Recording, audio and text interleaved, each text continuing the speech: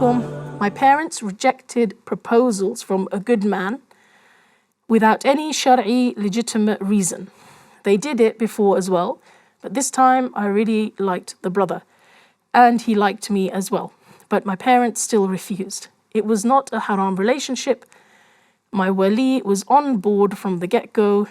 Would it be okay if I get married without my wali, since they don't like almost anybody for me? And in this case, there is no valid reason for my parents rejecting the marriage with that brother. His parents are divorced, and my parents think that, what are people going to say? He's a pious person who talked with me with the permission of my father, and we found a good compatibility. Okay, this is an interesting question, and it's very sad actually that, so first of all, I would say to parents out there, don't make marriage hard. Don't make it hard. When a good person comes to you, a person of good character, marry them to your daughter.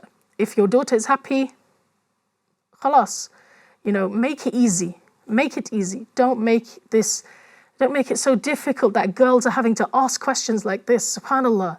No girl wants to go against her father. No girl wants to go against her wali, but she would only ask a question like this if she feels desperate. If she has a need to get married, and that's another thing parents don't seem to understand. Your daughter, when she becomes an adult, she has certain needs. She wants to get married. She has desires. I know that we don't like looking at our daughters and thinking of them as though they've grown up, but actually they have. And so now it is not your job to prevent her from getting married. It's your job to facilitate and help her to get married.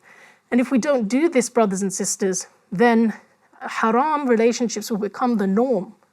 Family breakups will become the norm because girls will feel that they have to basically move away from their own families. So my first message is to the parents out there, don't do this. Make it easy for your children to get married. It's their life at the end of the day, right? But to the sister, I would say, dear sister, I understand and I feel your predicament. However, I would not advise you to go against your father's will in this case, at least not initially, right? And it should be only a last resort. If a person, for example, is going to fall into haram, they've tried everything, they should then go to a Sharia council, go and consult a scholar properly, and ask the scholar to come to help them find a solution, right? And the scholar might say, okay, this is unreasonable, and so then the scholar might act as a wali for that person, okay? But that's an extreme end result, right? That's only if everything else has been tried and there's a very difficult situation. I don't think that's been done yet.